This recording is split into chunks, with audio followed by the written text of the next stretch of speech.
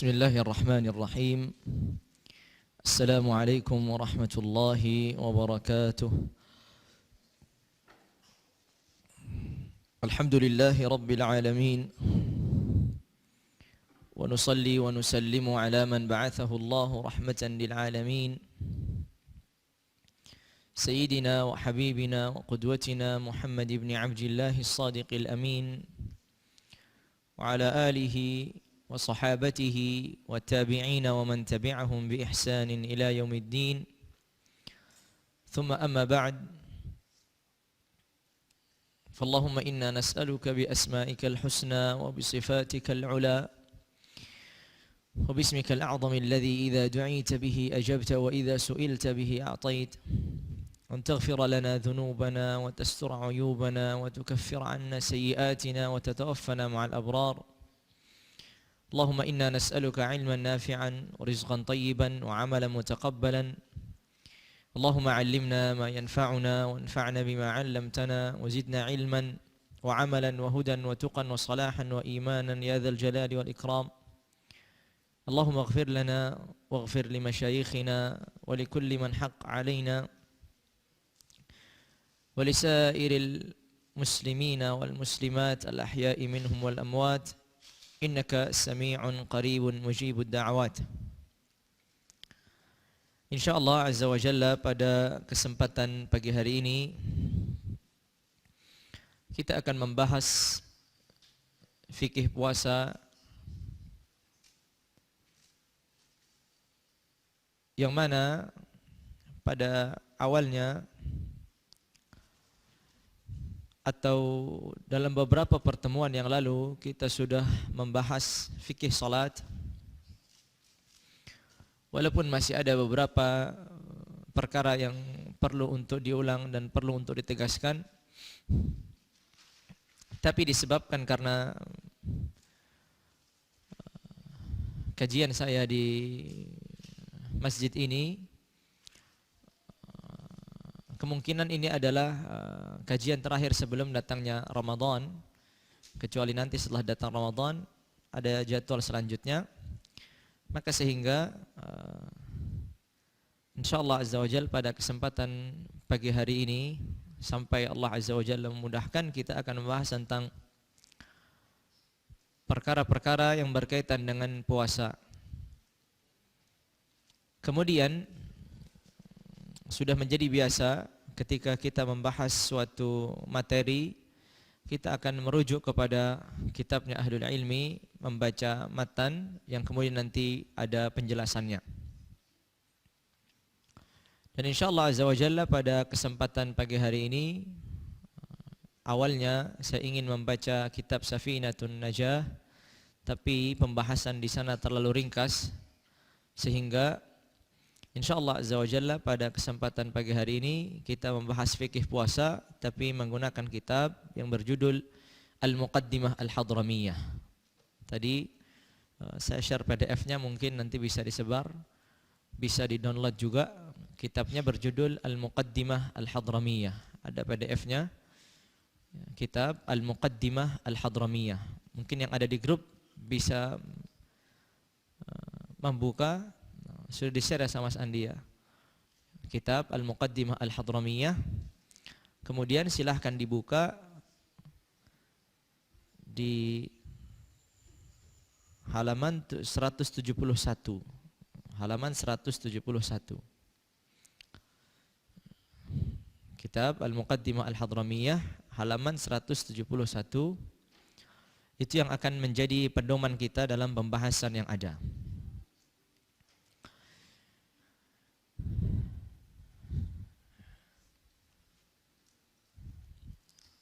Yaqulu al-musannifu rahimahullahu rahmatan wasi'ah, kitabus saum. Kitabus saum membahas tentang puasa. As-saum ataupun as-siyam sama artinya puasa, yang Allah Azza wa Jalla syariatkan dalam Al-Qur'anul Karim, ya ayyuhalladzina amanu kutiba alaikumus siyam kama kutiba alal ladzina min qablikum la'allakum tattaqun.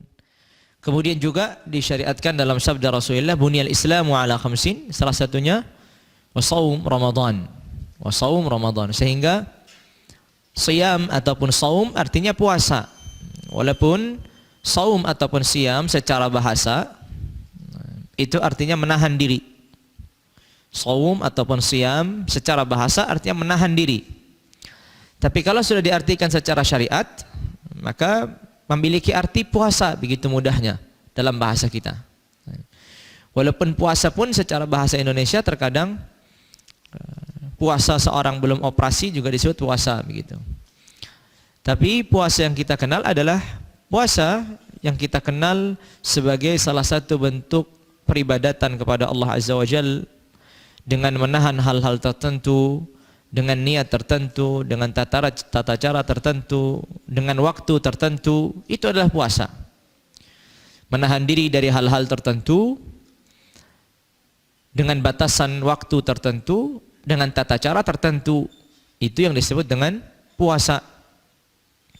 Lalu kemudian kita mengetahui bahwasanya puasa ini adalah salah satu rukun Islam.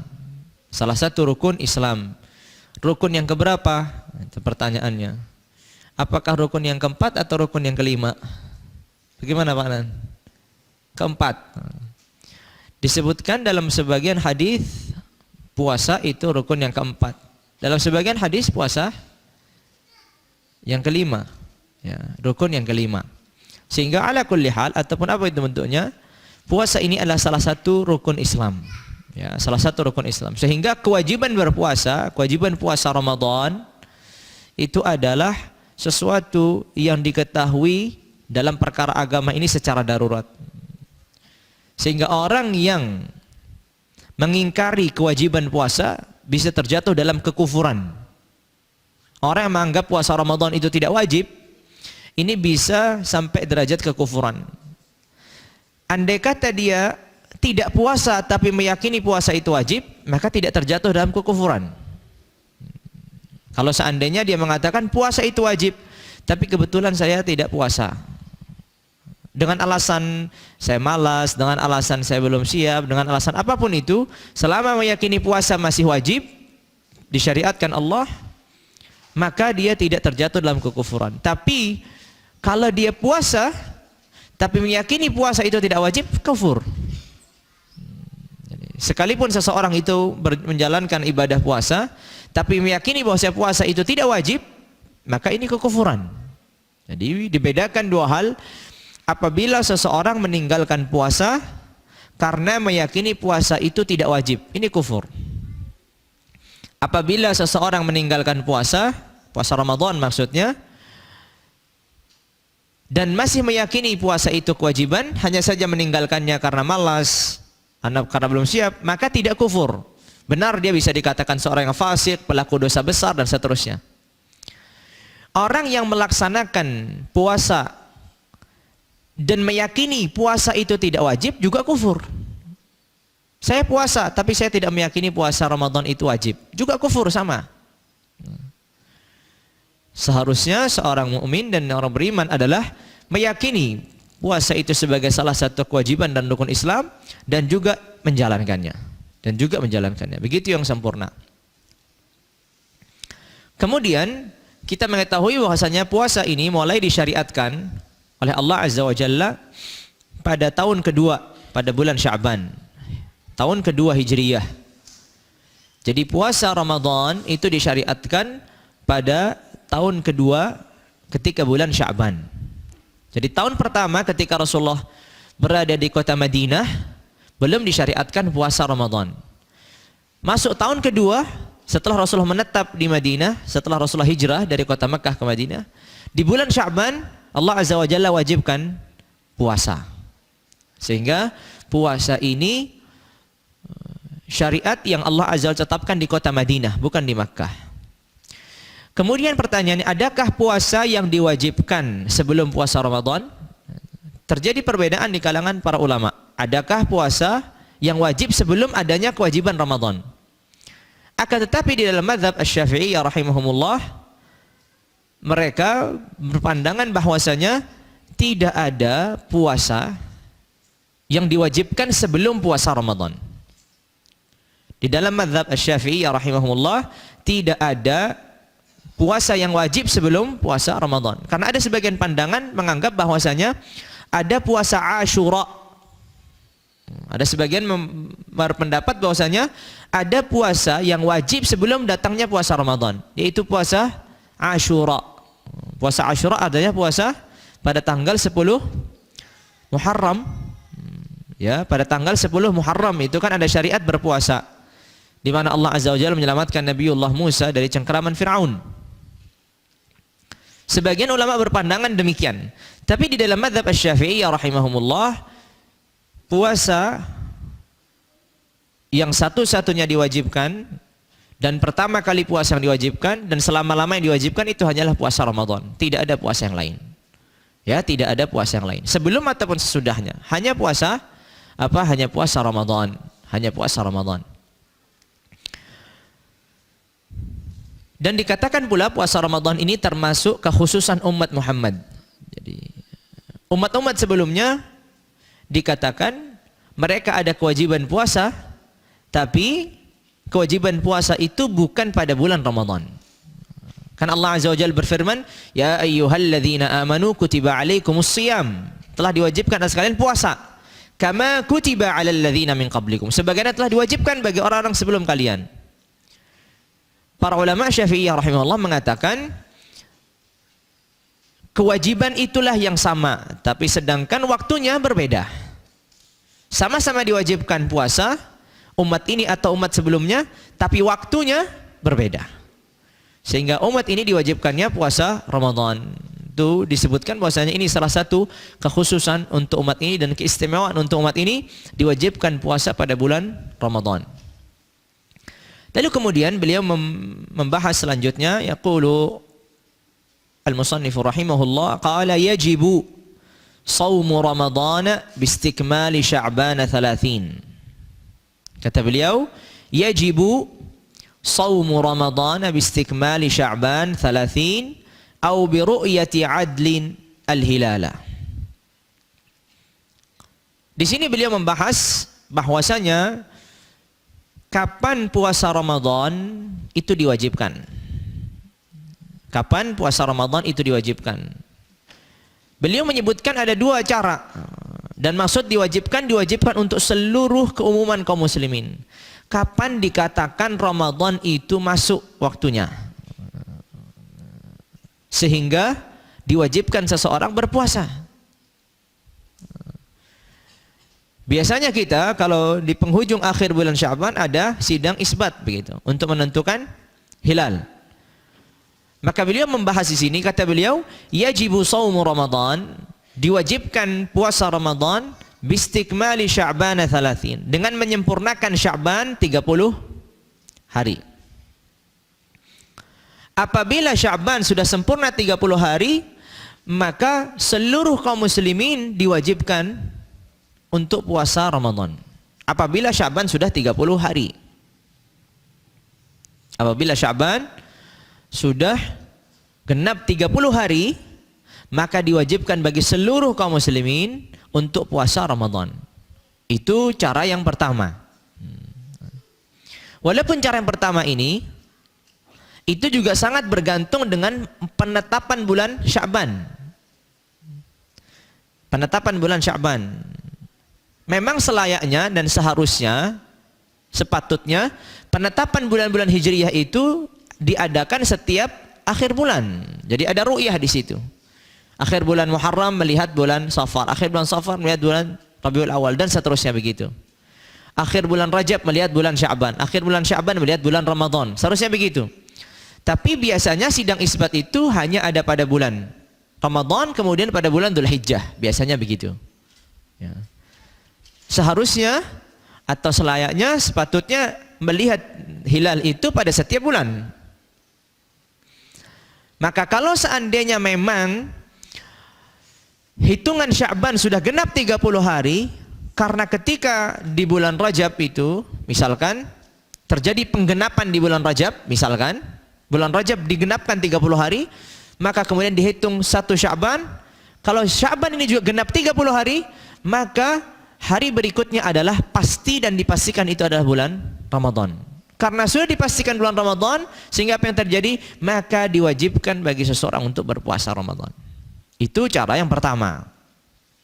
Dan cara ini lebih mudah untuk diketahui masyarakat. Ini tanggal berapa Sya'ban? Tanggal sekian. Berarti kalau penggenapan ya sudah, berarti diwajibkan semua. Cara yang kedua, au bi ru'yati adlin al-hilal. Cara yang kedua adalah melihat hilal. Cara yang kedua adalah melihat hilal. Dan melihat hilal ini maksudnya adalah ketika ada seseorang yang melihat hilal dan orang tersebut memiliki kriteria tertentu, syarat-syarat tertentu, dan kemudian diterima oleh mahkamah atau diterima oleh majelis sidang isbat. Ketika itu, kalau sudah terjadi penetapan, maka di sini diwajibkan bagi seluruh penduduk negeri tersebut untuk berpuasa. Jadi, bukan hanya sebatas karena ada orang satu melihat kemudian diwajibkan, tidak. Kaum muslimin di satu negeri itu diwajibkan puasa bersama-sama Ramadan, itu satu kasusnya ketika sudah menggenapkan 30 Sya'ban. Yang kedua, ketika ada seorang dengan syarat-syarat tertentu nanti disebutkan bersaksi dan diterima persaksiannya oleh majelis hakim atau majelis qadha atau majelis sidang isbat, diterima. Ketika sudah terjadi penetapan, maka di sini telah diwajibkan bagi seluruh negeri atau seluruh penduduk negeri itu untuk berpuasa. Mudahnya adalah apabila pemerintahan sudah menetapkan, maka sudah diwajibkan. Penetapannya itu bisa jadi digenapkan 30 Sya'ban prosesnya, atau karena ada yang melihat hilal, atau ada karena yang melihat hilal. Ini adalah kewajiban secara keumuman. Pertanyaannya, siapa tadi orang yang diterima persaksiannya? Dikatakan di sini biru'yati adlin. Biru'yat adl. Orang yang diterima persaksiannya. Orang diterima persaksiannya itu syaratnya adalah pertama, dia seorang muslim. Pertama, dia seorang muslim. Kemudian dia seorang laki-laki.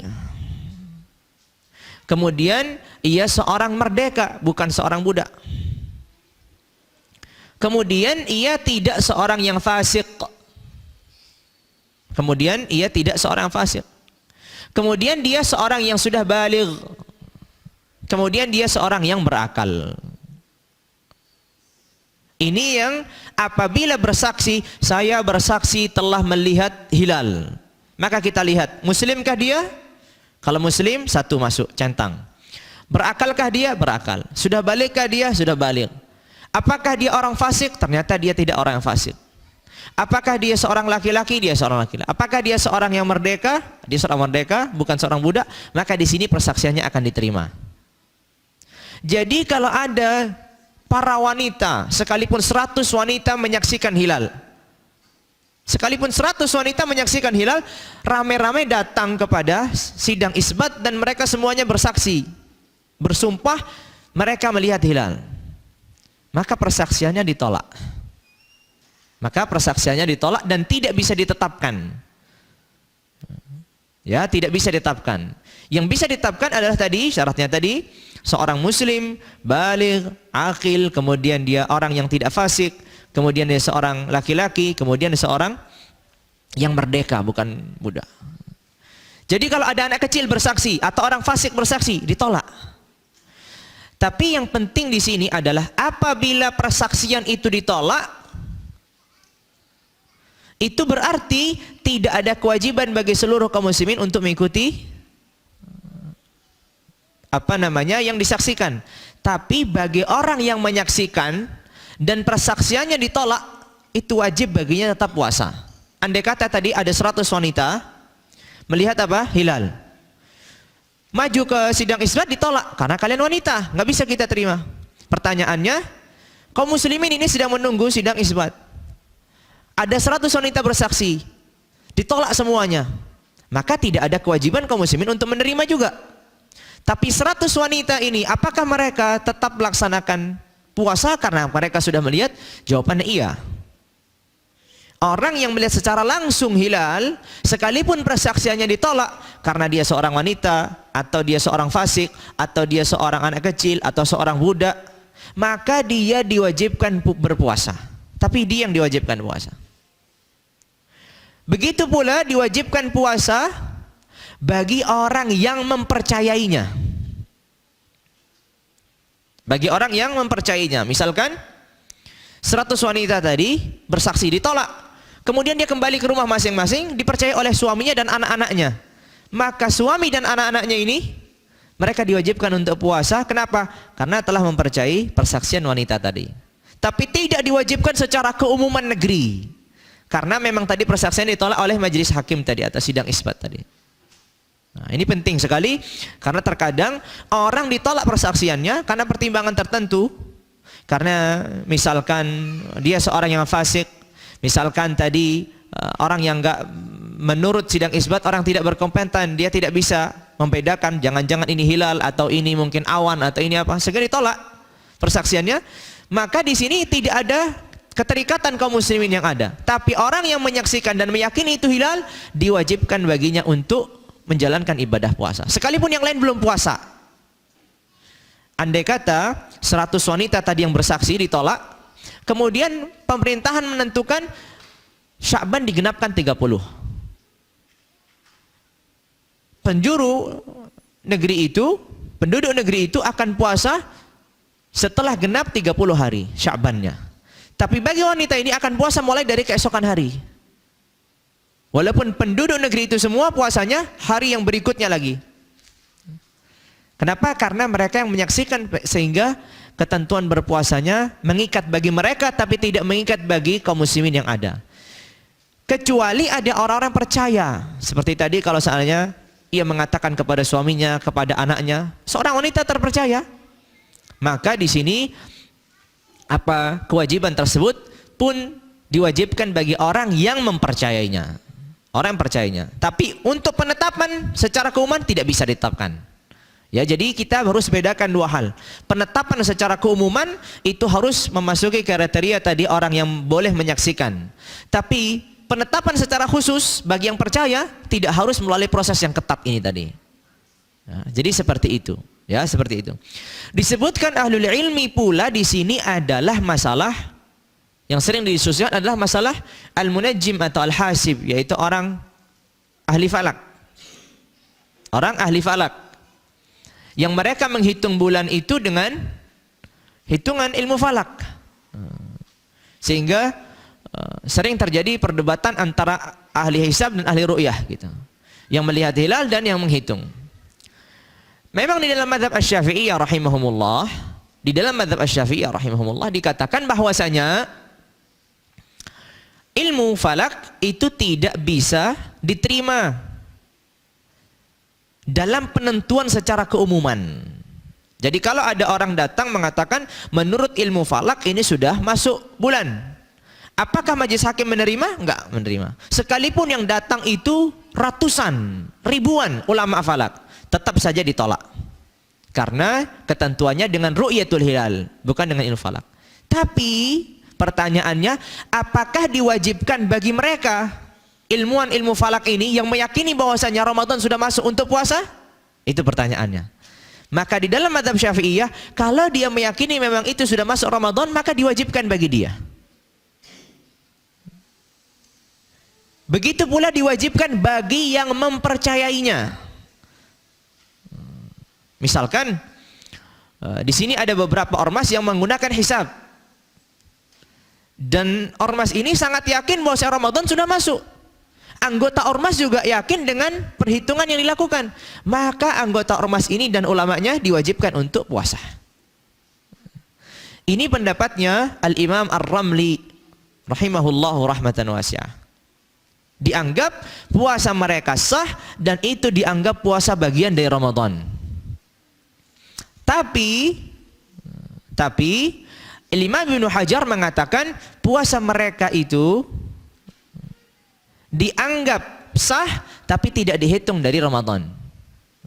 Tidak dihitung dari Ramadan. Jadi sehingga apa? Sehingga perlu ada pembedaan antara dua pandangan tadi.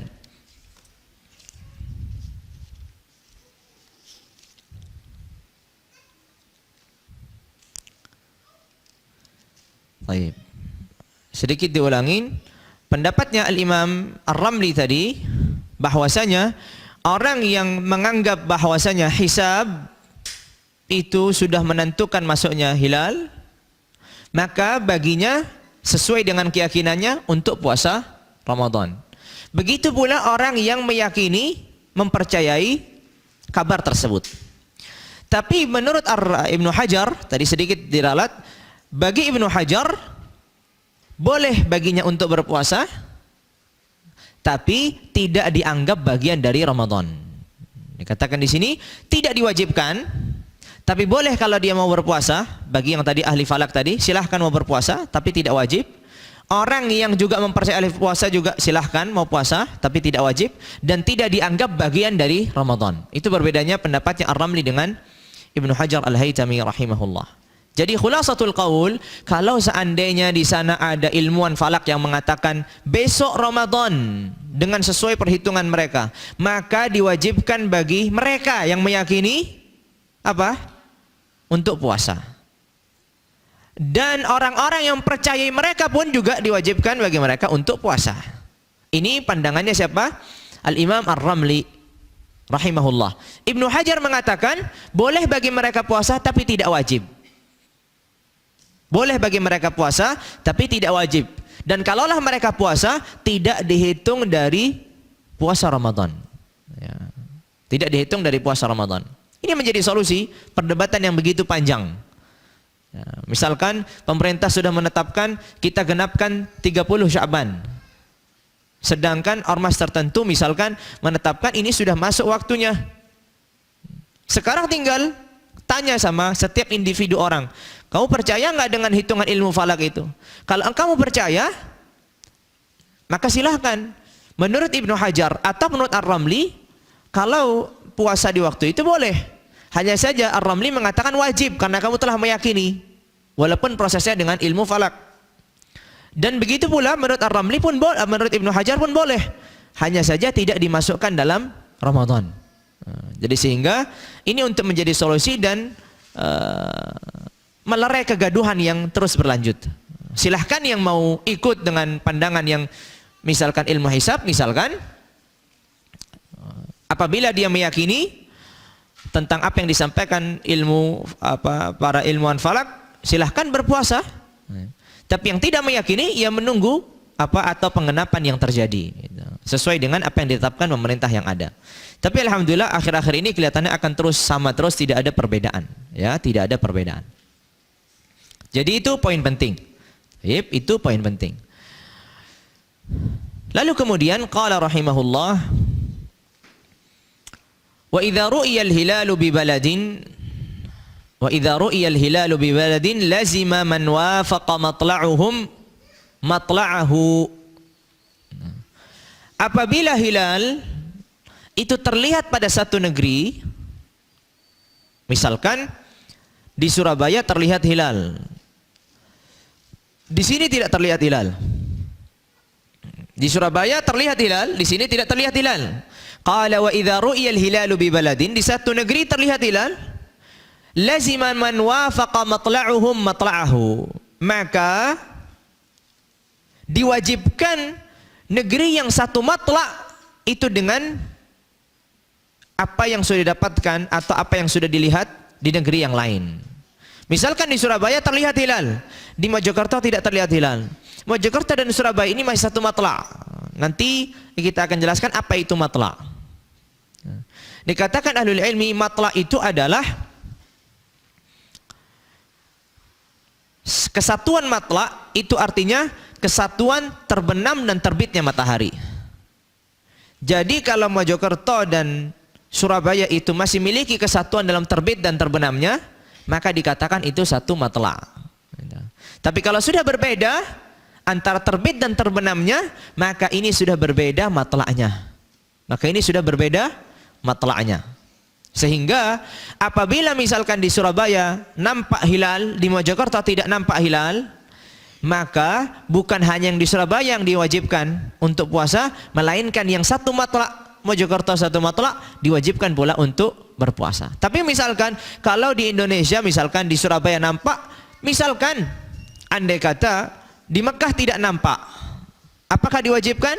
Jawabannya tidak. Kenapa? Karena sudah beda matlak. Karena terbenam dan terbitnya matahari sudah berbeda. Mekah sama Surabaya sudah berbeda. Seperti itu sebagai contoh. Maka sehingga kata beliau, wa idza ru'iyal hilalu bi baladin lazima man wafaqa matla'uhum matla'ahu. Jadi, apabila negeri yang memiliki satu matla' sekalipun itu terbentang jauh, maka di ujung negeri itu terlihat, maka seluruh negeri yang satu matla' itu, satu garis itu semua, maka diwajibkan untuk berpuasa. Ya, maka diwajibkan untuk berpuasa. Kemudian qala rahimahullah wa li sihhatis shaumi syurutun. Agar puasa ini menjadi puasa yang sah itu ada beberapa syarat. Dan maksud syarat di sini adalah perkara-perkara yang harus didapatkan.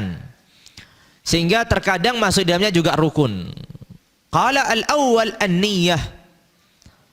Agar puasa seseorang itu sah, maka harus ada niat. Yang pertama, syarat yang pertama, atau bahkan niat ini dikatakan rukun yang pertama adalah niat. Ya, kembali lagi maksud syarat beliau sebutkan di sini, wali sihhatis shaumi syurutun. Syurut di sini maksudnya adalah perkara-perkara yang harus. Karena perkara yang harus itu bisa syarat, bisa rukun. Seperti contoh, bersuci itu harus dalam sholat, tapi bentuknya syarat. Al-Fatihah itu harus dalam salat, tapi bentuknya rukun. Sekarang niat dalam berpuasa itu harus dalam puasa, tapi bentuknya adalah rukun. Maka qala al-awwal an-niyyah, pertama adalah niat. Kata beliau qala wa yajibu at-tabyitu fil fardhi li kulli yaum. Kalau itu puasanya puasa yang wajib, maka ia harus meniatkannya dari malam hari setiap harinya. Setiap malam dia harus meniatkan. Misalkan Ramadan ada 30 hari, maka dia akan mengulangi niat itu selama 30 kali. Setiap Ramadan dia niat lagi, setiap puasa, setiap harinya dia niat, setiap malamnya dia niat untuk puasa keesokannya. Begitu terus. Yajibut tabyit. Niatnya harus dimulai dari malam hari. Dan dimulai dari malam hari itu semenjak terbenamnya matahari. Misalkan ini hari terakhir Sya'ban. Nanti sore terbenam matahari, yang itu sudah yakin misalkan Ramadan karena ini digenapkan 30, andai kata begitu. Maka semenjak dia maghrib dia mengatakan nawaitu shauma ghadin, atau saya meniatkan untuk puasa Ramadan dari keesokan hari, maka itu sudah dianggap sudah berniat. Sekalipun dia kemudian tidur sampai subuh. Jadi niat di malam hari itu bisa di awalnya, bisa di pertengahannya, bisa di akhirnya. Yang penting dia mulai niat semenjak terbenam matahari. Semenjak terbenam matahari. Tapi kalau dari hari ini belum niat, misalkan dari sebelum asar dia tidur sampai tidak terbangun kecuali setelah subuh besok pagi, berarti tidak ada kesempatan untuk meniatkan. Sekarang apakah puasanya sah? Jawabannya puasanya tidak sah, karena tidak ada niat. Karena tidak ada niat. Lalu apakah dia diwajibkan untuk menahan diri dari pembatal-pembatal puasa? Jawabannya diwajibkan juga menahan diri dari pembatal-pembatal puasa. Saya gambarkan ya, saya ulangin gambarannya. Andai kata seseorang ini tanggal 30 Sya'ban, andai kata begitu. Sekarang dia tidur dan tidak terbangun kecuali besok, dan besok sudah 1 Ramadan, pas setelah sholat subuh dia baru bangun. Sempatkah dia berniat di malam harinya? Enggak, karena dia tidur terus dari sebelum matahari terbenam sampai hampir matahari terbit dia masih baru bangun. Andai kata begitu. Pertanyaannya, puasanya ini bagaimana statusnya? Kita katakan puasa ini tidak sah, tapi diwajibkan bagi dirinya menahan dari pembatal-pembatal puasa, dan kemudian hari ia harus mengganti puasa ini 1 hari ini, karena dia tidak meniatkan dari mulai malam. Ya, diniatkan dari mulai malam. Qala wa yajibu tabitu fil fardhi likulli yawm. Pada puasa yang fardu diwajibkan niat dari malam. Berbeda dengan puasa yang sunnah. Dunan nafli. Kata beliau, dunan nafli fatujzi'uhu niyatuhu qabla az-zawal. Berbeda halnya dengan puasa nafilah. Puasa Senin Kamis, puasa Asyura, puasa 9 Dzulhijjah, Arafah. Dan puasa-puasa sunnah yang lain, puasa Daud. Semua puasa sunnah itu tidak diharuskan niatnya dari malam hari, tapi diharuskan niatnya sampai sebelum tergelincir matahari. Kalau sudah lewat, maka tidak bisa lagi niat. Misalkan, sekarang ini matahari belum tergelincir. Dan dari pagi, dari semenjak subuh, saya belum melakukan, andai kata, belum melakukan sesuatu yang menafikan puasa. Belum makan, belum minum, belum berhubungan, apapun itu belum terjadi. Kemudian jam segini, belum melakukan apa-apa, saya niatkan untuk berpuasa, sebagai contoh. Apakah sah-sah? Padahal di malam harinya tidak ada niat puasa. Pagi harinya pun dia tidak ada niat puasa. Nanti kalau ada sarapan jam 9 saya akan sarapan. Tapi ternyata jam 9 nggak ada sarapan. Akhirnya bablas saya jam 10 dia niat puasa. Selama niatnya belum, matahari belum tergelincir, mudahnya belum masuk waktu zuhur, maka puasa sunnahnya sah. Tapi kalau puasa fardu, niat harus dari semenjak malam. Kalau puasa fardu, maka niat harus semenjak malam. Puasa fardu ini bisa puasa Ramadan, bisa yang lainnya. Puasa nazar misalkan. Saya bernazar akan puasa pada hari Selasa. Maka kalau dia sudah bernazar, puasa hari Selasa menjadi wajib, menjadi fardu. Sehingga apa yang terjadi? Dia harus meniatkan dari malam harinya. Karena puasanya sudah fardu. Puasa mengganti qadha.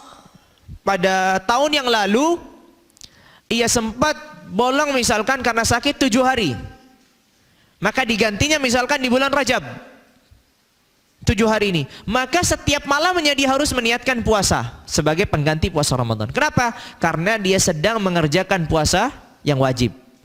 Tapi kalau puasa sunnah, maka tidak disyaratkan dari malam, batasan akhirnya adalah sebelum tergelincirnya matahari, sebelum tergelincirnya matahari atau sebelum zuhur gitu. Insyaallah di sini sampai di sini jelas ya. Ini karena maklumat mungkin sudah sering terulang. Tsumma qala rahimahullah wa yajibu at-ta'yinu aidan duna al-fardiyyati fil fardi. Kata beliau, dalam meniatkan selain tadi disyaratkan harus dimulai dari malam hari, kalau itu puasa fardu ya. Juga disyaratkan dalam niat itu menentukan puasa apa ini? Menentukan, ta'yin. Berarti kalau besok puasa Ramadan dia meniatkan saum Ramadan. Wajibu ta'yinu aidan. Diwajibkan dia ta'yin, menentukan. Saum Ramadan misalkan. Atau misalkan nazar, saumu nazrin. Qadha, saumu qadha, mengganti dan seterusnya. Jadi sehingga tidak cukup nawaitus saum, saya berniat untuk puasa, enggak cukup. Ketika di malam-malam Ramadan, tidak cukup seseorang meniatkan saya berniat untuk puasa. Itu tidak cukup. Tapi harus meniatkan saya berpuasa Ramadan. Karena dia harus ada ta'yin. Karena dia harus ada ta'yin. Kemudian kata beliau, qala duna niyatil fardiyah fi shaumil fardi. Duna shaumil fardiyah, duna al fardiyah fil fardi. Kata beliau di sini, kalau itu perkara atau itu puasa Ramadan, maka tidak diharuskan dia meniatkan saya berpuasa fardu pada bulan Ramadan. Tidak harus menyebutkan fardu itu. Tapi cukup dia saya meniatkan puasa Ramadan, itu sudah cukup. Dikatakan kenapa sudah cukup? Karena hari-hari Ramadan itu tidak bisa dilaksanakan puasa selain puasa Ramadan. Jadi tidak tergambar orang puasa pada bulan Ramadan dengan puasa yang lain. Akankah tergambar orang pada bulan Ramadan puasa Senin dan Kamis? Nggak bisa tergambar. Puasa Daud nggak bisa. Karena Ramadan itu waktunya hanya dikhususkan untuk puasa Ramadan. Sehingga kalau seseorang meniatkan, saya meniatkan puasa Ramadan, sudah cukup. Tidak harus dia meniatkan, saya meniatkan puasa fardu Ramadan. Tidak harus menyebutnya sebagai puasa fardu. Begitu dalam mazhab Asy-Syafi'iyah rahimahumullah. Kenapa demikian? Karena dikatakan bulan Ramadan itu hanya berlaku pada puasa Ramadan, tidak berlaku pada yang lain. Coba kita perhatikan kalau seandainya itu sholat subuh atau zuhur. Disyaratkan ketika orang sholat subuh atau sholat zuhur di dalam mazhab Syafi'iyah meniatkan 3 hal. 1, menentukan, kemudian dia bermaksud melaksanakan, kemudian yang ketiga adalah al-fardiyah, meyakini sebagai fardu. Jadinya saya melaksanakan sholat fardu zuhur. Harus begitu. Kalau ia hanya mengatakan saya melaksanakan sholat zuhur, di dalam mazhab Asy-Syafi'iyah rahimahumullah, sholat zuhurnya ini tidak sah, tidak dianggap sebagai sholat fardu, tidak sah. Harus saya melaksanakan sholat fardu zuhur, harus ada fardunya kalau zuhur. Kenapa? Karena dikatakan pada waktu zuhur itu ia bisa mengerjakan yang lain. Karena sholat zuhur itu bisa diulangi. Yang pertama sholat zuhur yang fardu, yang kedua sholat zuhur yang sunnah. Seseorang misalkan sudah sholat zuhur sendirian, fardu, kemudian datang berjamaah, sholat lagi zuhur. Bolehkah? Boleh. Peristiwanya terjadi pada zaman sahabat demikian. Zuhur yang pertama fardu, zuhur yang kedua sunnah. Karena waktunya bisa dilaksanakan 2 peribadatan, maka ketika niat harus menentukan yang mana. Ketika Ramadan tidak tergambar kecuali puasa Ramadan, maka tidak disyaratkan dia meniatkan saya melaksanakan puasa fardu Ramadan. Fardu ini tidak mengapa kalau tidak disebutkan. Cukup dia saya melaksanakan puasa Ramadan, sudah cukup. Itu kata beliau di sini, qala dunal fardhiyyati fil fardhi. Kemudian ats-tsani, atau perkara yang harus dilakukan agar puasanya itu sah, yang kedua adalah al-imsaku 'anil jima'i 'amdan wa 'anil istimna'. Beliau menyebutkan yang kedua adalah menahan diri dari menggauli, berhubungan intim secara sengaja, atau juga istimna. Istimna artinya mengeluarkan air mani secara sengaja. Ini harus menahan diri dari 2 hal itu. 1, menahan diri dari bersetubuh atau menggauli. 2, juga bertahan diri dari apa? Dari istimna, mengeluarkan air mani secara sengaja. Kalau tidak sengaja, misalkan orang tidur kemudian dia mimpi basah, maka puasanya tetap sah karena dia tidak sengaja. Tapi kalau seseorang mengeluarkannya sengaja, maka di sini apa? Maka di sini dia akan batal puasanya. Dia akan batal puasanya.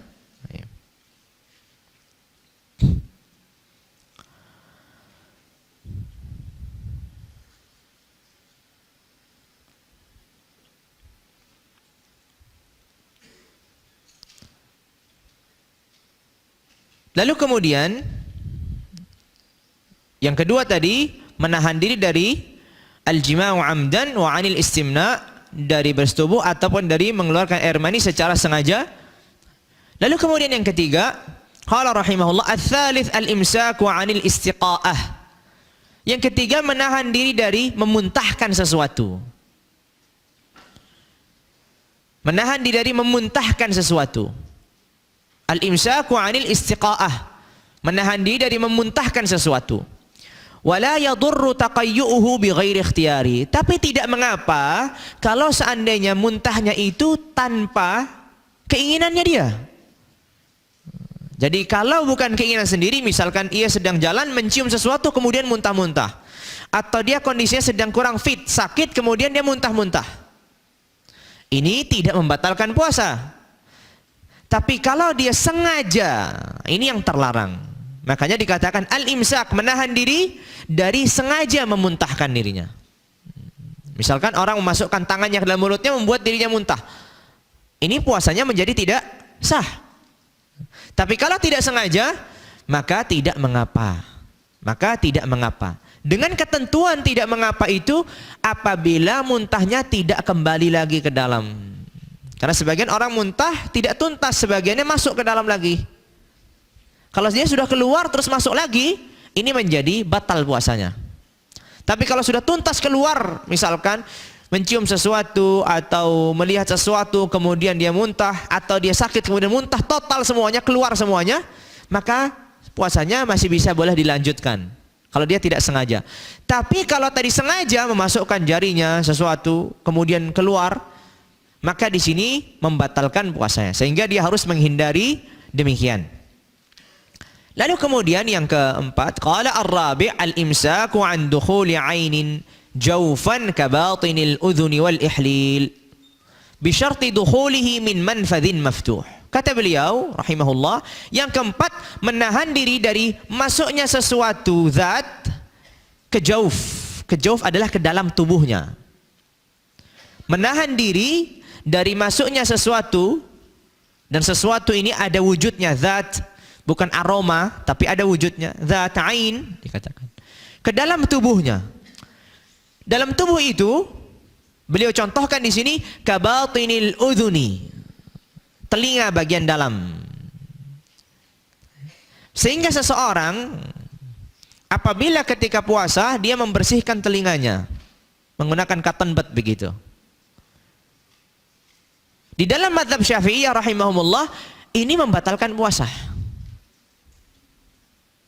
Orang sedang puasa, kemudian dia membersihkan dengan cotton bud atau membersihkan dengan pembersih, kan masuk ke dalam. Karena lubang ini yang nampak, yang di luar ini zahir udhun, tapi kalau sudah masuk berarti sudah dalam, masuk batinul udhun, bagian dalam. Sehingga kalau dimasukkan membatalkan puasa. Karena bagi mazhab Asy-Syafi'iyah rahimahullah secara mu'tamad, telinga itu bagian dalamnya itu disebut dengan jauf, bagian tubuh atau bagian dalam dari tubuh kita. Sehingga kalau masuk sesuatu maka dia akan membatalkan. Sehingga bisa diambil kesimpulan di sini, andai kata seseorang puasa kemudian melakukan menggunakan tetes itu, tetes telinga, maka di sini menurut mazhab Syafi'iyah rahimahullah yang mu'tamad adalah membatalkan. Karena mereka berpandangan bahwasanya batinul udhuni jauf, bagian dalam telinga itu termasuk bagian dalam dari tubuh kita. Jadi sehingga disebut dengan jauf, maka membatalkan. Tapi ada sebagian ulama Syafi'iyah rahimahullah seperti Al-Imam Al-Ghazali dan yang lainnya, termasuk ini juga pilihan guru kami Syekh Ali Salim Bukair hafizahullah, menganggap bahwasanya telinga itu bukan, atau bagian dalam telinga itu bukan jauf selama gendang telinganya tidak lubang.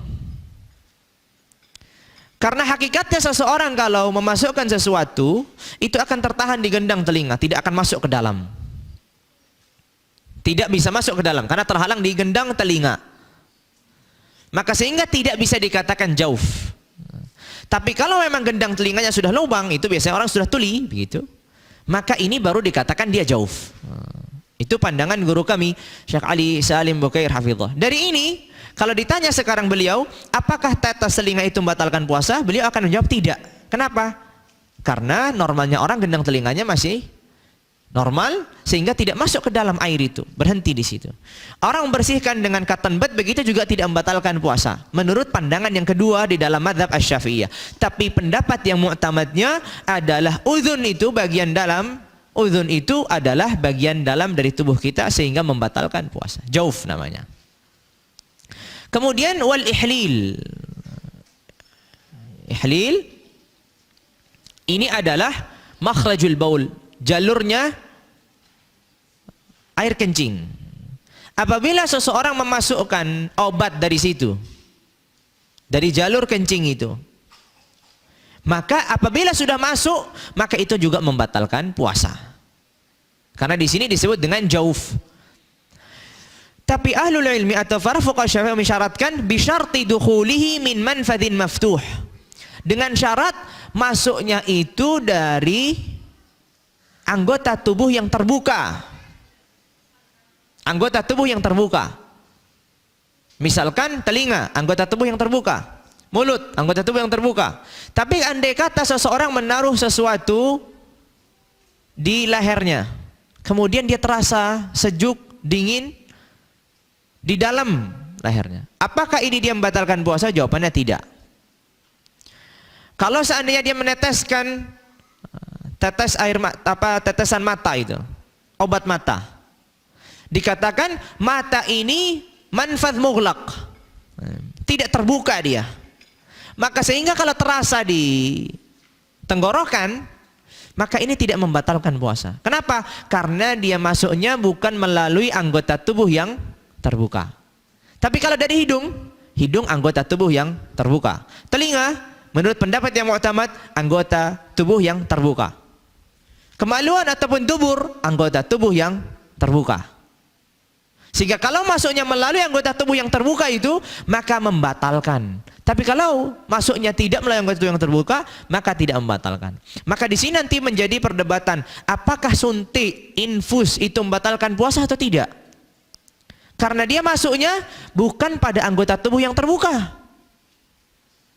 Ya kan tidak terbuka. Di tangan, kemudian di tempat yang lain misalkan tidak terbuka. Apakah dia membatalkan? Maka di sini ulama Syafi'iyah rahimahumullah berbeda pandangan. Sebagian mereka mengatakan suntik ataupun infus dalam keadaan apapun tidak membatalkan. Mau itu suntiknya di aliran darah ataupun itu suntiknya langsung di daging begitu, maka semuanya tidak membatalkan. Ada yang sebagian membedakan antara suntik yang itu di aliran darah ini membatalkan, ada yang sebagian mengatakan kalau dia di aliran darah membatalkan, kalau di tempat yang lain tidak membatalkan. Ala kulli hal, kaidah utamanya adalah di dalam mazhab, apabila sesuatu itu masuk ke dalam jawuf, anggota tubuh bagian dalam, tubuh bagian dalam, melalui anggota tubuh yang terbuka, maka itu membatalkan puasa. Makan, minum akan masuk di sini. Tetes dari telinga masuk di sini. Orang misalkan dimasukkan obat melalui duburnya. Kadang orang susah buang air besar sehingga dimasukkan obat melalui duburnya. Ini membatalkan puasa. Karena masuk ke dalam jauh melalui anggota tubuh yang terbuka. Melalui anggota tubuh yang terbuka. Tsumma qala rahimahullah wa la yadurru tasharrubul masami bid-duhni wal kuhli wal ightisal. Ini tadi. Kata beliau tidak mengapa apabila pori-pori itu menyerap. Entah itu menyerap mungkin minyak, entah itu menyerap cairan. Begitu juga kata beliau al-kuhl. Al-kuhl adalah celak. Kadang orang menggunakan celak, dia merasakan pahit di tenggorokannya. Apakah ini membatalkan puasa? Jawabannya tidak membatalkan puasa. Kenapa? Karena celak itu masuk bukan melalui anggota tubuh yang terbuka. Karena celak itu masuk bukan melalui anggota tubuh yang terbuka. Wal ightisal, begitu juga mandi. Selama mandinya tidak masuk ke dalam, airnya tidak masuk dalam telinga. Kalau masuk dalam telinga itu beda lagi. Maka sehingga orang yang dalam keadaan puasa perlu berhati-hati. Ya, ketika dia mandi. Di dalam mazhab begitu. Tapi kalau dia merasakan segar, merasakan dia dingin di tenggorokannya karena setelah mandi itu, maka yang didapatkan itu semua melalui proses dari anggota tubuh yang tidak terbuka, sehingga apa? Sehingga tidak membatalkan puasa. Sehingga tidak membatalkan puasa. Tsumma qala rahimahullah fa in akala aw syariba nasiyan aw jahilan qalilan aw katsiran lam yuftir. Apabila seseorang makan ataupun minum lupa atau tidak mengetahui, banyak ataupun sedikit, maka dia tidak dianggap batal puasanya. Makan ataupun minum dalam keadaan lupa ataupun dalam keadaan tidak mengetahui hukumnya. Lupa dia, dikiranya bukan Ramadan, makan dia habis satu piring. Banyak ini. Maka tidak membatalkan puasa. Kenapa? Karena lupa. Sekalipun setiap hari lupa, enggak apa-apa, enggak membatalkan puasa. Sekalipun setiap harinya lupa. Tapi orang yang Jahil, orang yang bodoh di sini maksudnya adalah, kata beliau selanjutnya yang tidak dianggap batalkan, qala wa la yu'dzarul jahilu illa in qaruba ahduhu bil Islam aw nasha'a bi badiyatin ba'idatin 'anil ulama. Siapa yang dikatakan orang bodoh yang dikatakan tadi tidak membatalkan puasa kalau makan dan minum? Kan tadi dikatakan dua orang. Satu orang lupa, kalau dia makan dan minum banyak ataupun sedikit tidak membatalkan puasa. Yang kedua adalah orang yang bodoh. Apabila dia makan sedikit ataupun banyak, sekalipun dia sadar, tahu ini adalah Ramadan, tahu dia dalam keadaan puasa, tapi dia tidak tahu kalau makan dan minum itu membatal puasa, maka ini juga dimaafkan. Tapi siapa yang orang bodoh yang dimaafkan itu? Kata beliau, yang dimaafkan adalah orang bodoh yang baru masuk Islam atau orang yang jauh dari ulama. Nasya'a bibadiyatin ba'idatin 'anil ulama. Dia hidup tinggal jauh dari lingkungan para ulama sehingga dia tidak tahu. Dikiranya makan dan minum itu tidak membatalkan puasa. Maka sehingga di sini dia dimaafkan. Ya, maka di sini dia dimaafkan. Sekalipun dia kemudian hari tahu, maka tidak ada kewajiban untuk mengganti karena memang dimaafkan. Sebagaimana orang yang lupa. Sebagai faidah saja, di dalam mazhab Malikiyah, seingat saya, orang yang lupa makan dan minum, maka dianggap puasanya di sini batal. Dengan artian, batal dengan artian dia harus mengganti puasanya setelah Ramadan datang. Tapi dia juga tidak berdosa dan dia tetap harus menahan dari pembatal-pembatal yang lain setelah dia sadar. Bedanya dalam mazhab Syafi'i apa? Dia tidak berdosa, puasanya dianggap sah dan melanjutkan tanpa harus mengganti puasa di luar Ramadan. Tapi dalam mazhab Malikiyah dikatakan demikian. Ya, dikatakan demikian. Lalu kemudian kata beliau rahimahullah, qala wala bi ghubarit tariq wa in ta'ammada fatha famihi. Begitu pula tidak mengapa apabila ia menghirup atau kemasukan apa? Debu. Andai kata seseorang sedang berjalan kemudian terkena debu, debu ini masuk ke dalam tenggorokannya, masuk ke dalam hidungnya. Sekarang pertanyaannya, apakah batal puasanya? Kan di sini sekarang masuk sesuatu melalui jalur anggota tubuh yang terbuka. Maka kata beliau, wala bi ghubarit tariq, ay wala yadurru bi ghubarit tariq. Tidak ada masalah ketika itu adalah ghubarut tariq, debu yang ada di jalan. Sekalipun kata beliau, wa in ta'ammada fatha famihi, sekalipun dia sengaja membuka mulutnya. Dibuka mulutnya sengaja, kemudian datang debu, masuk ke dalam mulutnya. Dan masuk ke dalam tenggorokannya. Apakah membatalkan puasa? Tidak. Sekalipun dia sengaja membuka mulutnya. Tentu ini cari perkara begitu. Karena nanti dia butuh minum, keselak kalau enggak. Maka sehingga apabila keadaan demikian maka tidak membatalkan puasa. Kenapa? Karena dikatakan debu ini sangat susah untuk dihindari. Sangat susah. Normalnya debu itu susah untuk dihindari. Sehingga kalau dia masuk maka dia tidak membatalkan puasa. Qala wala bi bal'ir riqit tahiril khalis min ma'dinihi wa in akhrajahu ala lisanihi. Kata beliau, juga tidak mengapa apabila dia menelan ludahnya. Tapi dengan catatan, satu ludahnya sendiri, kedua tahir, suci. Karena ludah bisa najis. Gimana ludah bisa najis? Nah, sebagai contoh, orang gusinya berdarah. Setelah berdarah, dibuang darahnya itu, sudah kering darahnya. Tapi ia belum berkumur. Berarti kan mulutnya masih apa? Masih terkena najis. Karena yang bisa menghilangkan najis hanyalah air. Kemudian datang ludah ini. Ludah ini melewati gusi tadi yang ada darahnya. Walaupun sudah kering darahnya, sudah tidak darah. Maka dia akan melewati tempat yang terkena najis. Maka ludah ini berubah menjadi najis. Kalau ditelan maka membatalkan puasa. Jelas ya gambarannya? Andai kata seseorang gusinya berdarah dan gusi itu belum dibersihkan dengan air, belum berkumur, sekalipun darahnya sudah berhenti, sudah tidak ada lagi darah di gusinya, tapi belum berkumur, maka mulutnya ini masih dikatakan mutanajjis. Mulutnya ini masih terkena najis sampai dia berkumur. Tiba-tiba setelah itu datang ludah. Ludah ini akan bercampur dengan mulut yang terkena najis tadi, maka ludah ini akan berubah menjadi ludah yang najis. Karena bercampur dengan mulut yang tadi terkena darah tadi. Maka kalau dia menelannya, maka di sini akan menjadi batal puasanya. Tapi kalau seandainya itu tahir, ludahnya suci, al-khalis min ma'dinihi, murni dia, tidak bercampur dengan yang lain. Terkadang kita masih menyisakan makanan, ludah kita berasa manis, ludah kita berasa asin karena masih ada sisa-sisa makanan. Ini kalau kita telan, ini menjadi pembatal. Karena bukan lagi murni ludah, sudah bercampur dengan rasa-rasa yang lain. Ya, bercampur dengan rasa yang lain.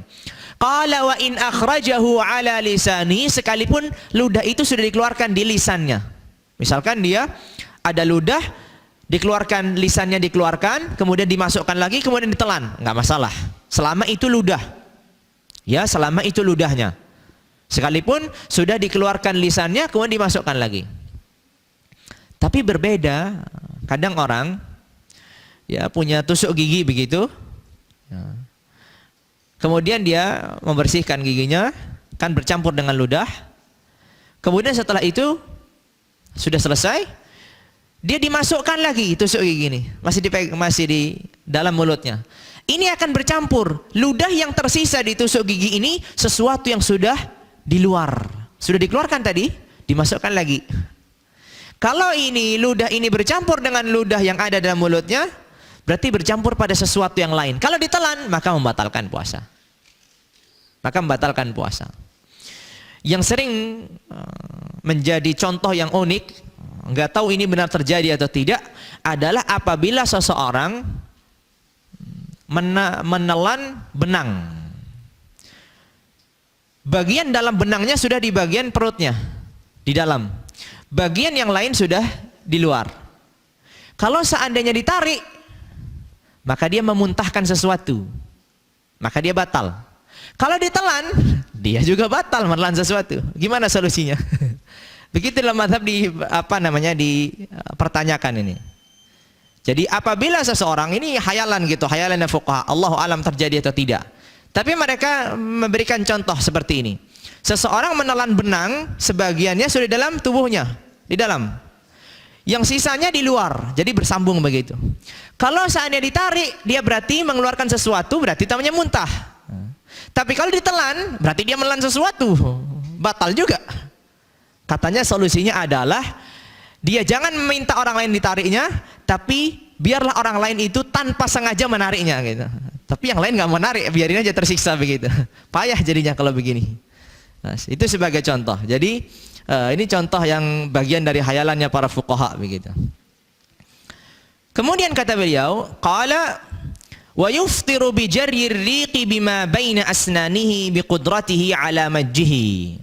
Dan kata beliau membatalkan pula ketika ludahnya itu bercampur dengan makanan yang terselip di gigi atau di gusi tadi. Kan sering ada makanan terselip, dia bercampur kemudian ditelan.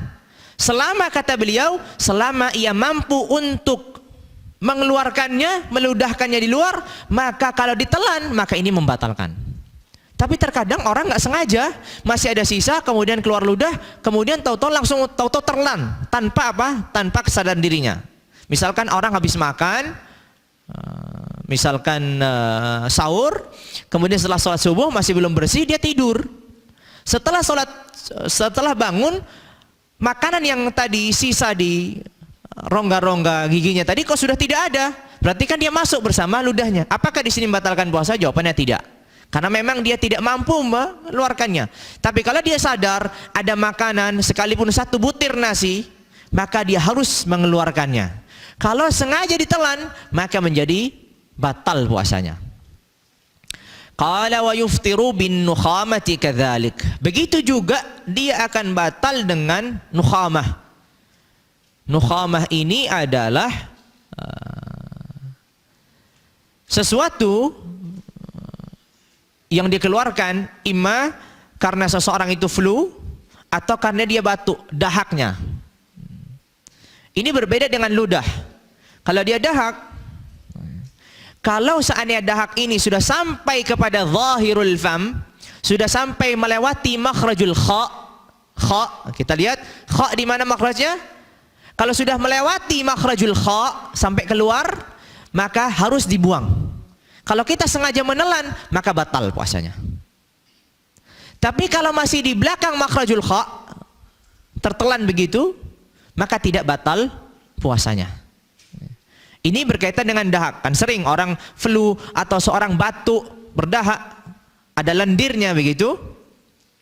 Sehingga kalau dia sempat keluar ke makhrajul kha, melalui makhrajul kha sudah lewat, sudah sampai di giginya, sudah sampai di lidahnya, maka harus dibuang. Kalau sengaja ditelan, maka membatalkan. Tapi selama belum melewati makhrajul kha, tertelan sebelum melewati makhrajul kha, begitu kita tinggal aja lihat kha itu di mana. Setiap kita bisa kha, oh berarti belum, masih di, misalkan masih di tenggorokan, tertelan, ya nggak apa-apa. Tapi kalau sudah sempat dikeluarkan, kemudian sudah sampai di giginya, ditelan lagi, di sini dia batal. Ya, itu yang dikatakan apa bin nukhamati kadzalik. Qala rahimahullah wa biwusuli ma'il madmadati ila al-jawf in balagha fi ghairi najasatin. Kata beliau rahimahullah, apabila madmadah, yaitu berkumur ketika wudu. Orang yang berkumur ketika wudu dan berlebihan dalam berkumurnya. Karena di dalam madhab, berkumur ketika berwudu dan dia dalam keadaan puasa itu hukumnya sunnah. Tapi sunnahnya berkumur dalam batasan minimal, bukan maksimal. Jadinya hanya sebatas dimasukkan langsung dikeluarkan. Tidak perlu berkumur-kumur. Hanya air itu dimasukkan langsung dikeluarkan. Jadi tidak berkumur, tidak kemudian digosok, enggak. Hanya sebatas masuk langsung keluar. Karena apabila dia berkumur, kemudian ternyata masuk air ini yang dilakukan berkumur, maka dia batal puasanya. Maka kata beliau, wa biwusuli ma'il madmadati ilal jawf in balagh. Sampainya air madmadah apabila ia berlebihan dalam madmadah, dalam memasukkan air ketika berwudu. Tapi kalau dia tidak berlebihan, dia hanya sebatas sedikit di ujung, pun ternyata masuk, maka tidak membatalkan. Selama dia tidak berlebihan dalam berkumur. Kalau orang di luar puasa, dia dalam keadaan tidak puasa, sunnahnya memang berlebihan dalam berkumur. Dia menggosok, dia berkumur agar seluruh dalam mulutnya ini bersih.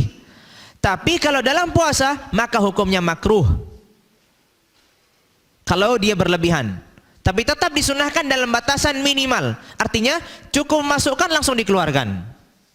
Kalau dia sudah berlebihan melakukan sesuatu yang makruh, ternyata masuk ke dalam jauf, maka dia batal puasanya. Tapi kata beliau, fi ghairi najasatin, kecuali apabila berlebihannya itu disebabkan karena najis. Misalkan ada najis di gusinya, dia harus berkumur. Setelah berkumur ternyata airnya masuk. Apakah di sini dia membatalkan puasa? Jawabannya tidak. Jawabannya tidak. Karena memang ada keperluan, dan keperluan itu tidak bisa kecuali memang dia harus berlebihan dalam berkumur, karena untuk menghilangkan najis. Misalkan gusi bagian belakangnya, otomatis dia akan berkumur, berusaha untuk mengeluarkan najis itu, membersihkan mulutnya, sehingga ternyata ketika berkumur tiba-tiba masuk itu air. Apakah di sini batal? Jawabannya tidak. Jawabannya tidak. Qala wa bi ghairi mubalaghatin min madmadatin li tabarrudin aw rabi'atin. Kata beliau, andai kata seorang berkumur tanpa keperluan, bukan di dalam wudu, karena untuk mendinginkan, karena merasa misalkan aroma, misalkan mulutnya ini sudah berubah, maka dia berkumur selain di wudu, di luar wudu, untuk mendinginkan tenggorokannya, untuk membersihkan mulutnya selain di wudu, sekalipun ia tidak berlebihan dan air itu masuk, maka juga membatalkan. Atau berkumur yang keempat ketika wudu. Wudu kan kumurnya hanya 3 kali. Tapi dia memasukkan air ini keempat, belum marem gitu. Akhirnya dimasukkan yang keempat, akhirnya masuk ke dalam tubuhnya, maka ini membatalkan puasanya.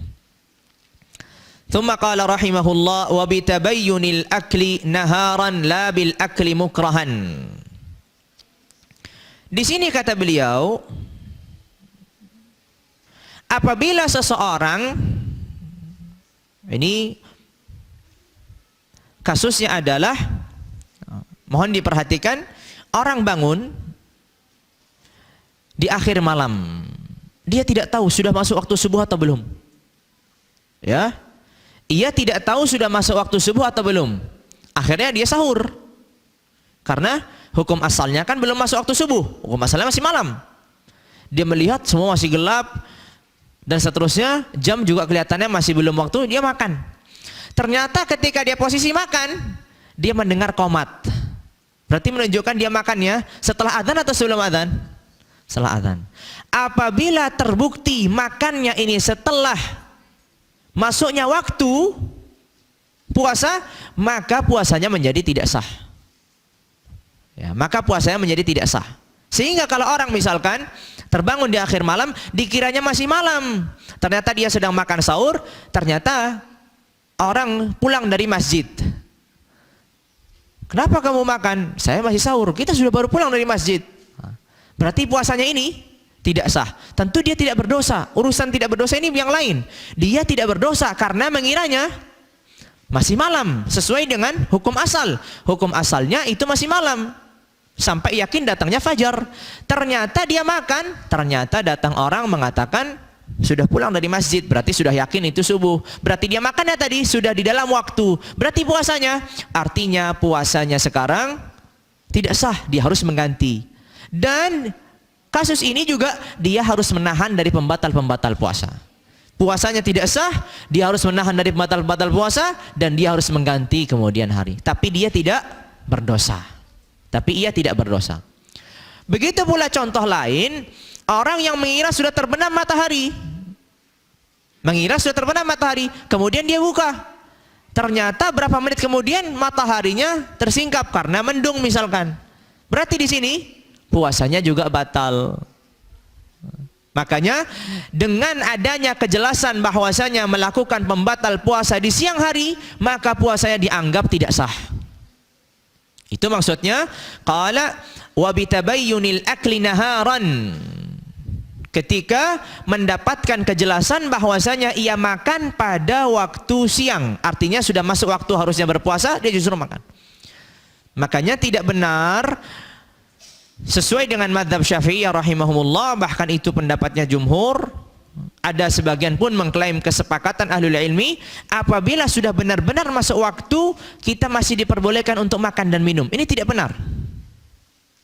Karena ayatnya jelas. Ayatnya jelas bahwasanya mulai puasa itu dari terbitnya fajar sampai terbenamnya matahari. Fajar sudah terbit, kita sedang makan, maka harus kita buang makanan itu.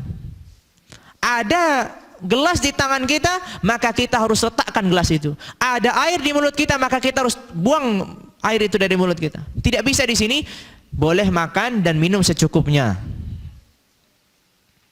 Walaupun ada dari kalangan ulama mutaakhirin, tapi seperti Syekh Albani rahimahullahu rahmatan wasi'ah, beranggapan bahwasanya apabila seseorang masih dalam posisi makan, kemudian tiba datang sholat subuh, artinya sudah adzan, sudah masuk waktu, atau dia dalam posisi juga masih minum, maka kata beliau dipersilahkan sesuai dengan keperluan dan kebutuhannya. Itu pandangan beliau. Tapi pandangan ini menyelisih 4 mazhab. Yang mereka bersepakat bahwasanya waktu puasa itu jelas dari mulai terbitnya fajar sampai terbenamnya matahari. 1 butir nasi, 1 teguk air, apabila dilaksanakan sengaja maka akan membatalkan. Jadi seperti itu.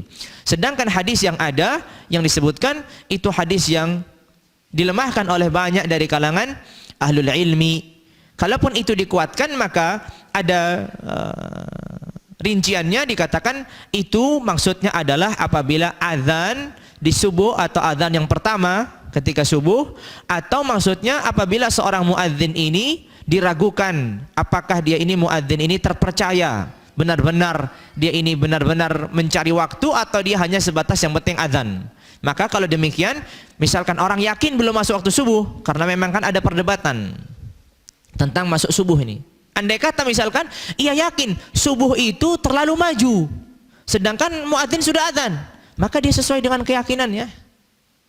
Berarti dia masih boleh makan, boleh, karena menurut dia subuh belum masuk waktu, sekalipun muadzin sudah azan. Tapi bagi yang meyakini bahwasanya itu sudah masuk waktu, ya tentu dia harus berhenti. Begitu aja mudahnya. Wallahu a'lam bishawab. Kemudian kata beliau, la bil akli mukrahan. Kalau seandainya orang dipaksa untuk makan, apakah membatalkan puasanya? Jawabannya tidak. Orang dipaksa makan. Ketika dia puasa, ditodong dia dengan senjata, kalau kamu nggak makan, saya akan bunuh kamu. Ya silahkan makan aja. Alhamdulillah, berharap dia begitu. Berharap ada yang memaksanya untuk makan. Lagi haus, lagi lapar gitu, berharap ada yang memaksa makan. Maka tidak apa? Maka tidak membatalkan.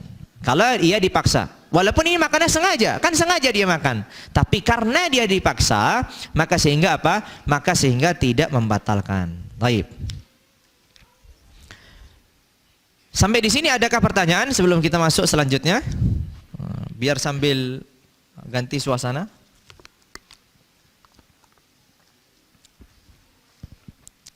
Kalau tidak ada pertanyaan, kita lanjut pembahasan selanjutnya. Ada istirahat kah? Tadi soalnya mulainya sudah mepet. Langsung aja.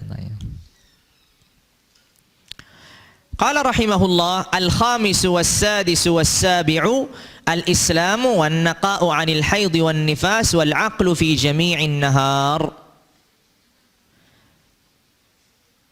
Hal yang harus dilakukan atau harus yang ada atau syarat-syarat sahnya puasa yang kelima, keenam dan ketujuh, pertama adalah Islam.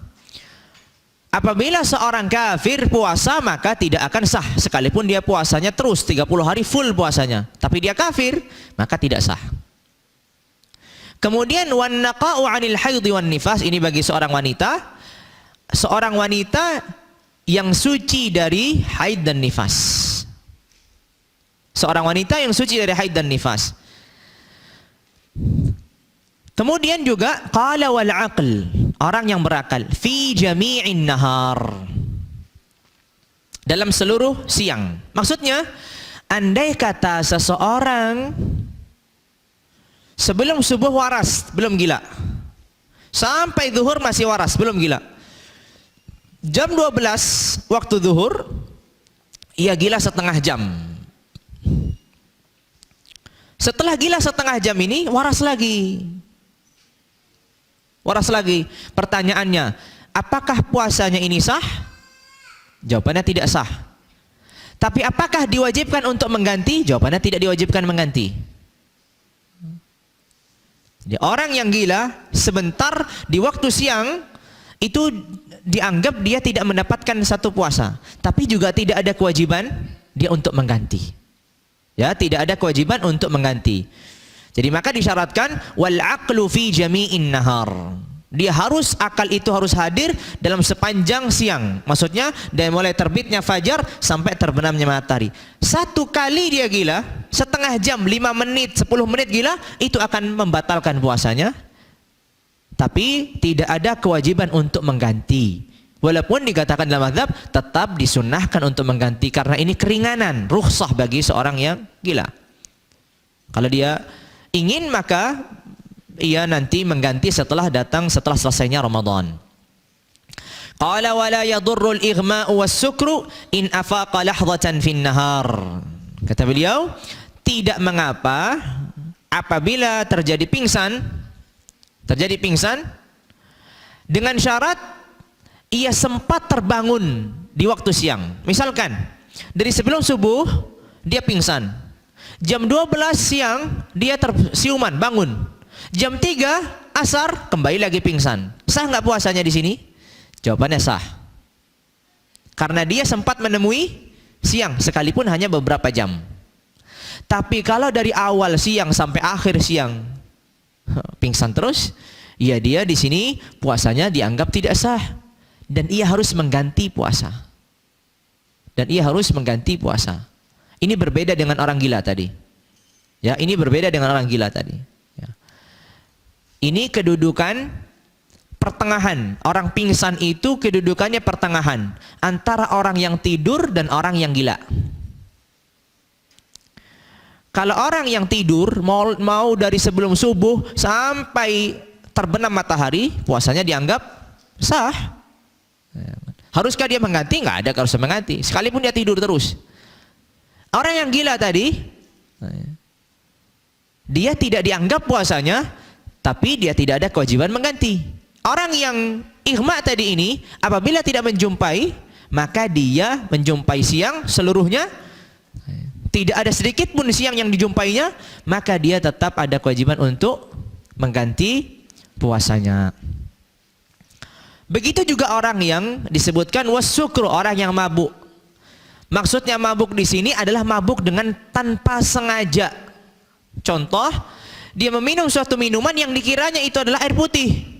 Ternyata itu adalah khamr. Kan hilang akalnya.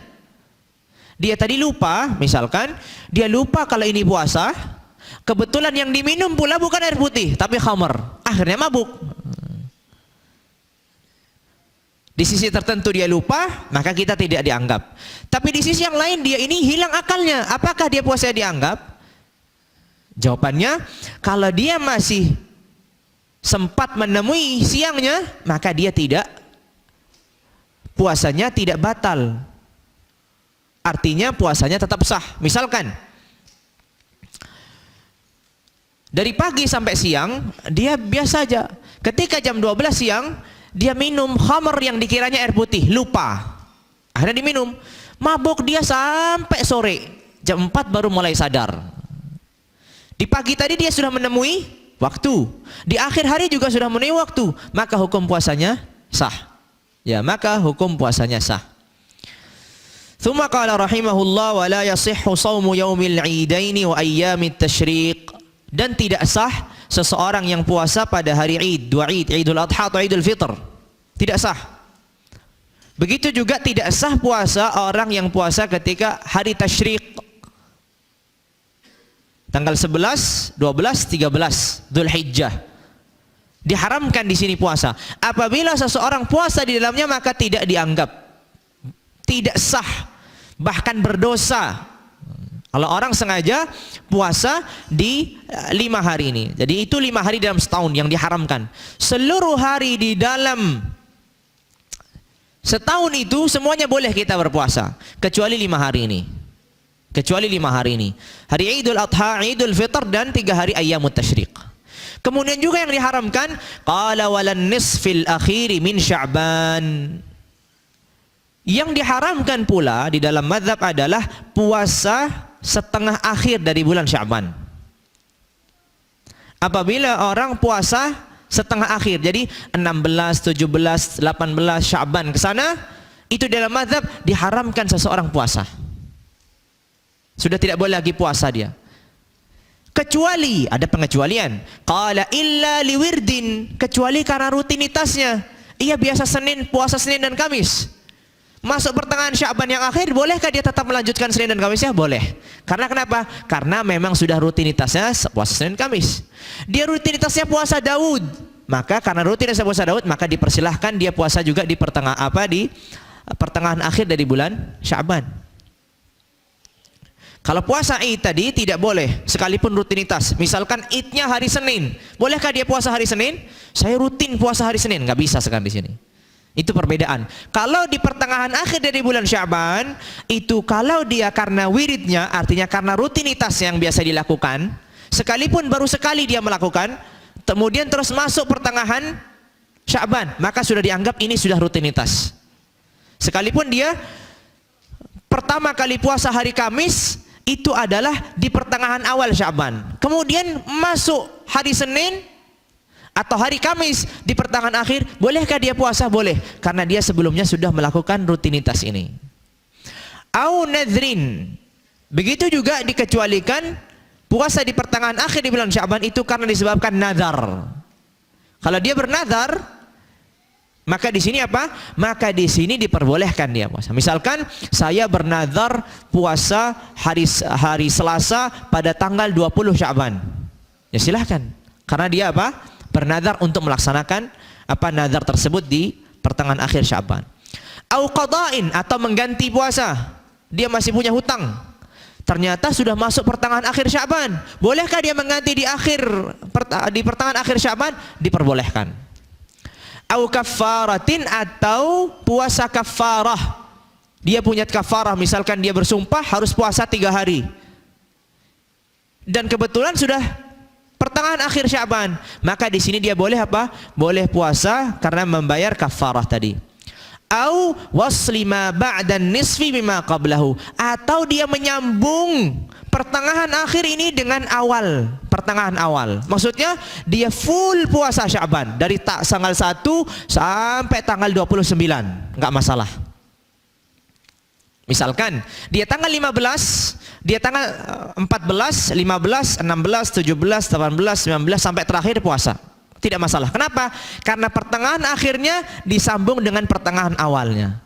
Tapi sekali dia putus maka nggak boleh nyambung lagi. Misalkan 14, 15, 16, 17, 18 puasa. 19 nggak puasa. Bolehkah dia puasa di 20? Kita katakan tidak boleh. Karena sudah diselingi 1 hari dia tidak puasa. Jadi selama itu bersambung dengan pertengahan yang awal, 14, 15, 16, 17, 18 sampai terakhir, enggak masalah puasa, lanjutkan sampai terakhir. Tapi sekali terputus di pertengahan akhir, maka tidak bisa lagi disambung. Halas. Kecuali tadi yang sebelumnya tadi. Jadi pertengahan akhir di bulan Sya'ban itu diharamkan puasa kecuali dalam beberapa keadaan. Karena rutinitasnya, karena mengganti puasa, karena ada kafarah, karena dia menyambung dengan awal Sya'ban, karena dia juga ada puasa nazar. Ini pengecualian yang diperbolehkan seseorang puasa sekalipun itu di pertengahan akhir Sya'ban. Ya, seperti itu di kalung Sya'ban. Tapi kalau puasa Id, saya bernazar pada hari Id untuk puasa, maka nazarnya nggak dianggap. Nah, nggak bisa. Saya akan mengganti puasa pada hari Idul Fitr, nah, juga nggak bisa. Kalau di sana tidak ada pengecualian. Ya, kalau di sana tidak ada pengecualian. Sampai di sini adakah pertanyaan? Silahkan kalau ada pertanyaan. Fadhal.